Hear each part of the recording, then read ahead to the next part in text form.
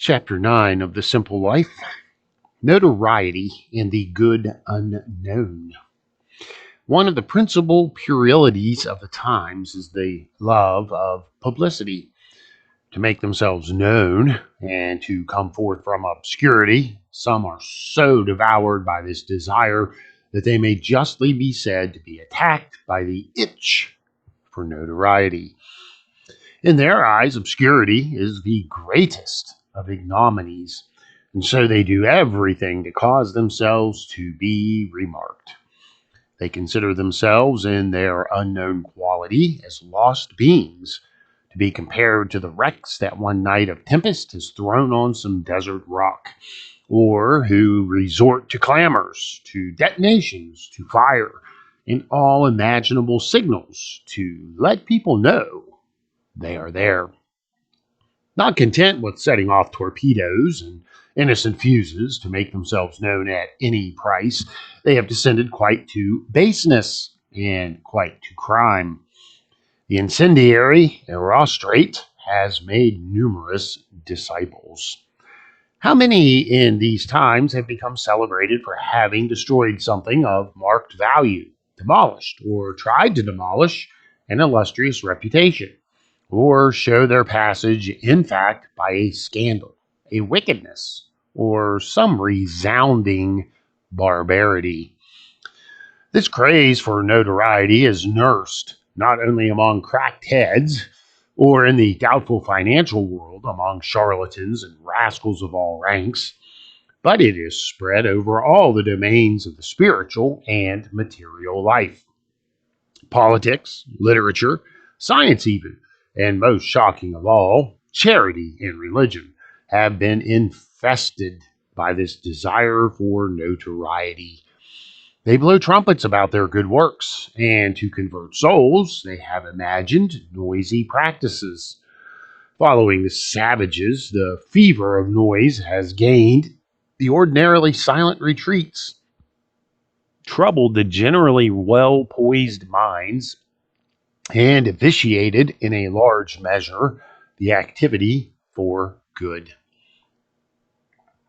The abuse of showing everything, or more properly, of spreading everything out, the growing incapacity of appreciating that which remains hidden, and the habit of measuring the value of things by the noise they make, has ended by altering the most serious judgments, and one asks oneself at times if society will not end by transforming itself into one vast fair, where each one beats his drum in front of his booth.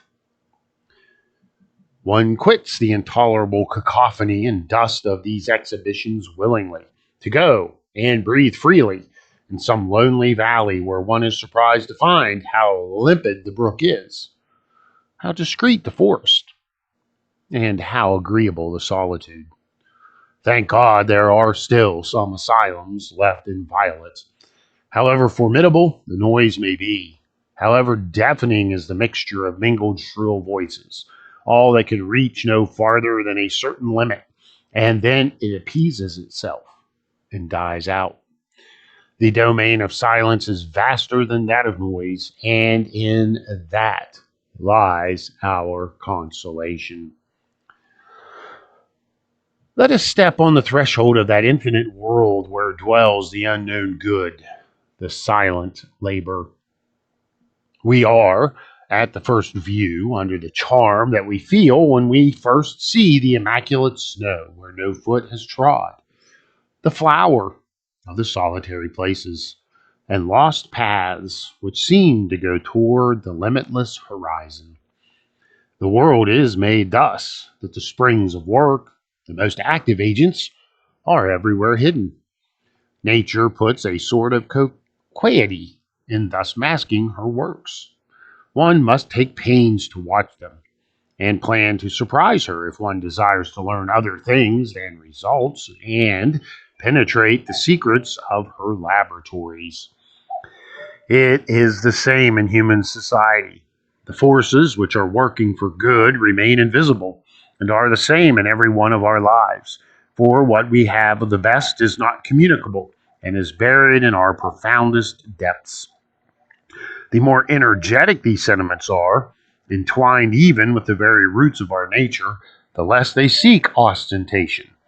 They believe they would be profaning themselves and exposing them to the clear light of day. There is a secret and inexpressible joy in possessing in oneself a deep inwardness which God alone knows, and from whose impulsion we live, and draw the spontaneity and the daily renewal of our courage in the most powerful motives of outward action. When this intimate life loses its intensity, when man neglects it to care for the surface, he loses in value all that he gains in appearance. By a sad fatality, it also happens that often we are of less value, in the same measure as we are more admired.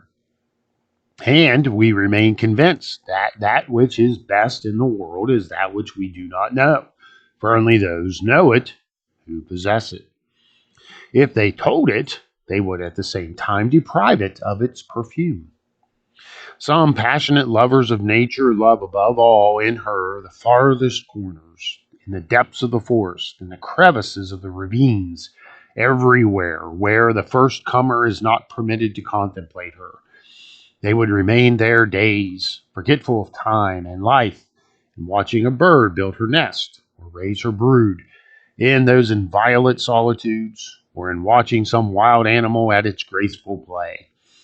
It is thus that one should seek the good in himself, there, where there is no constraint, no studied position, no gallery of any sort, but the simple fact of a life which consists of a wish to be that which it is good that he should be, without troubling himself about anything else. Permit me to place here a few observations taken from real life. Being anonymous, they cannot be considered as indiscretions. There is in my country Alsace on one solitary road, whose interminable ribbon prolongs itself through the forests of the Vosges, a stonebreaker whom I have seen at his work for 30 years.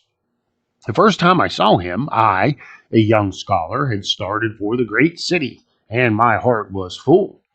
The sight of that man did me good, for he was humming a song the while he was breaking the stones. We exchanged a few words, and at the end he said, "My boy, good courage and good luck."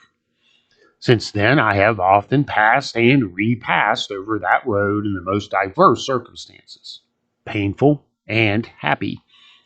The scholar made his way. The breaker of stones remains what he was.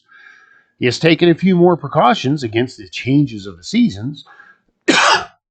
A straw matting protects his back, and his felt hat seems to be drawn further forward on his brow to better spare his head. But the force sends back over the echo of his valiant hammer. How many storms, poor old man, have fallen over his back? How many contrary destinies on his life, his family, his country? He continues to break his stones, and whither I come or go, I find him beside the road, smiling in spite of his age and wrinkles, having above all on rainy days those simple words of a good man, which have such an effect when they are scanned in breaking stones. It would be absolutely impossible to express the emotion that the sight of that simple man gives me, and certainly he does not imagine it. I know of no spectacle more comforting, but at the same time more severe for the vanity fermenting in our hearts, than this meeting with an obscure toiler who does his work as the oak grows, or as the good God causes the sun to rise, regardless of who sees him.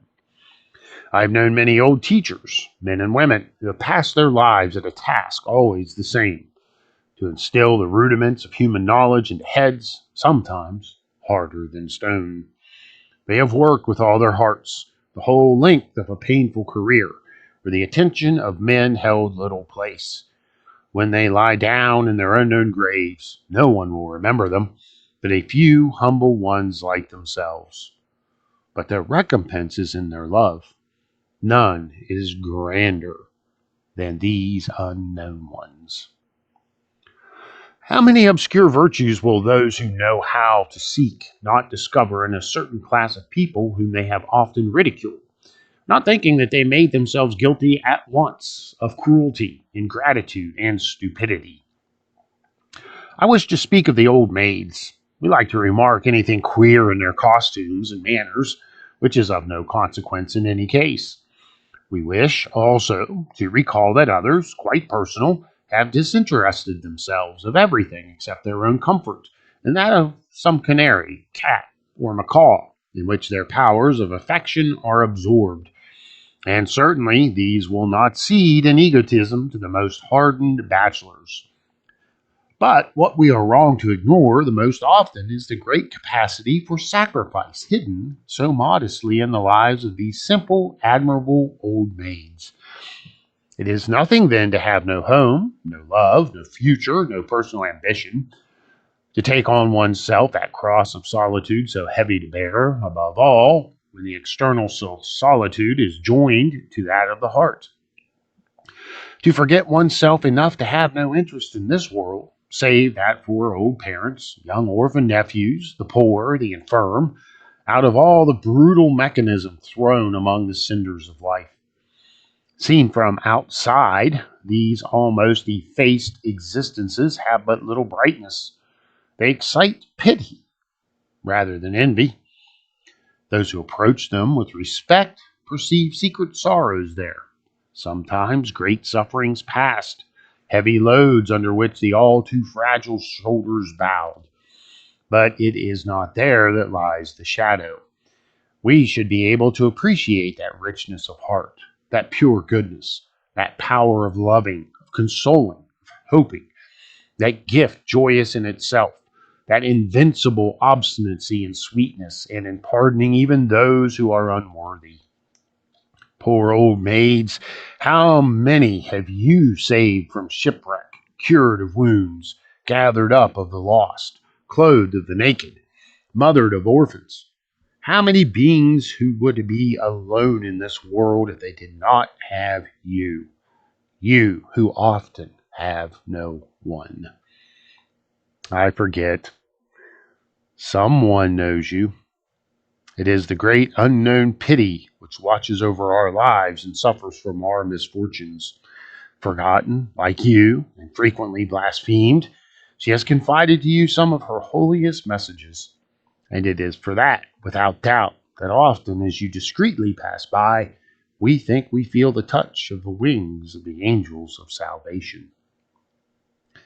The good hides itself under so many diverse forms that one has often so much difficulty to find it as to discover the evil deeds hidden in the closet. A Russian physician who had passed 10 years of his life in Siberia, condemned to forced labor for a political offense, liked to recount the traits of generosity, of courage and humanity which he had observed, not only among many prisoners, but also among the guards of the galleys. At first, one would be tempted to say, where could good be found there?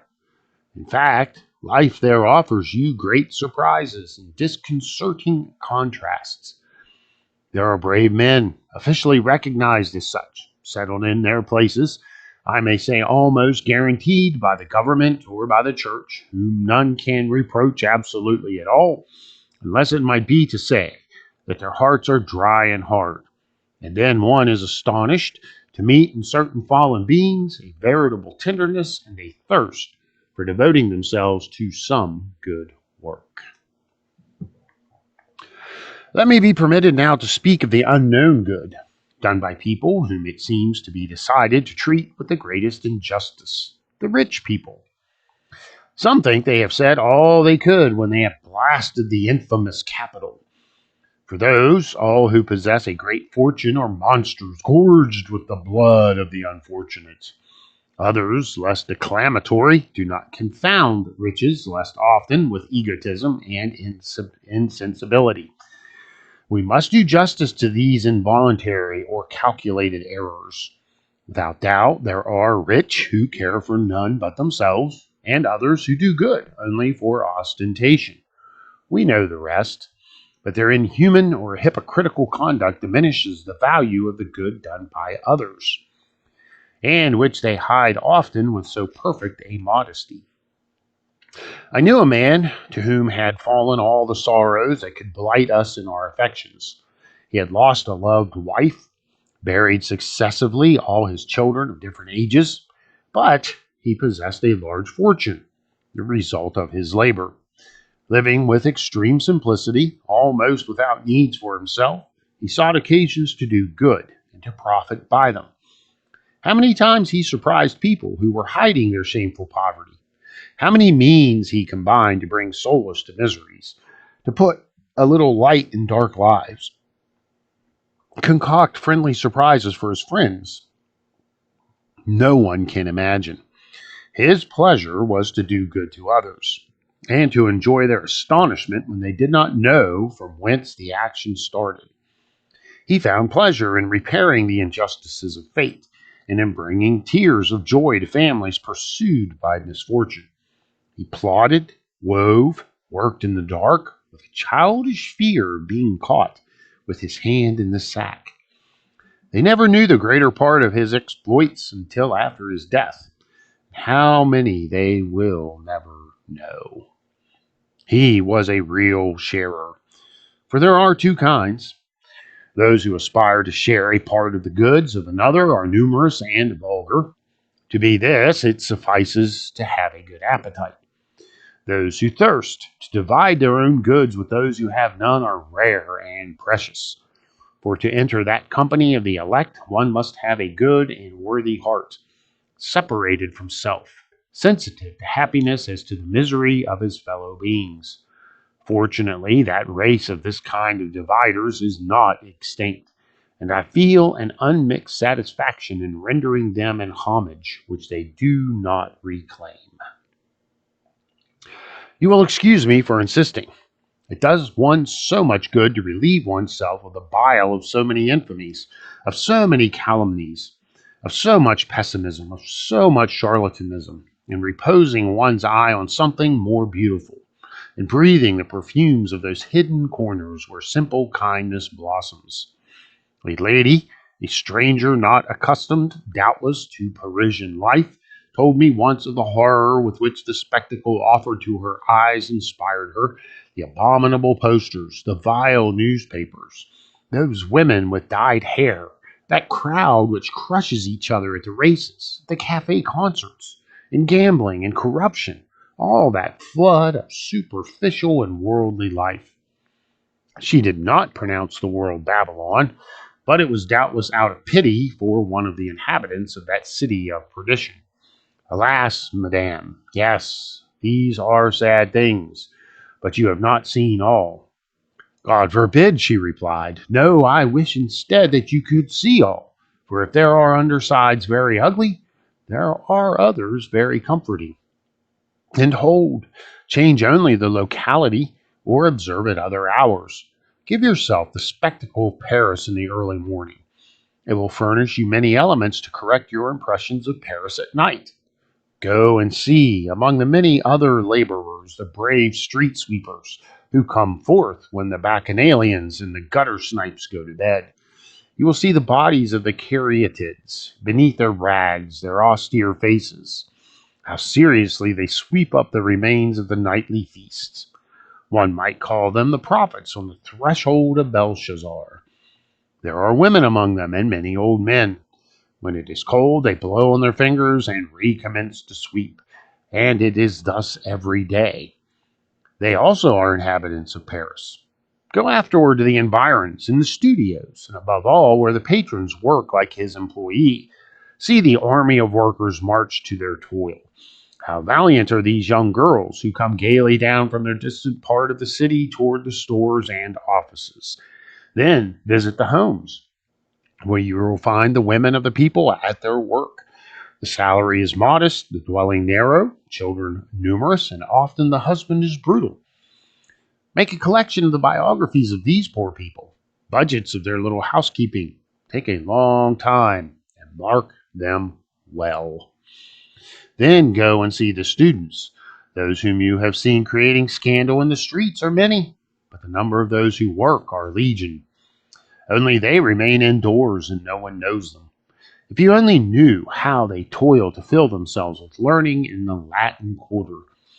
You have seen the newspapers filled with the noises which a certain youth makes, which calls itself studious. The papers tell of those who break windows. But why do they never mention those who sit up late over the problems of science or history? That would not interest the public. Hold!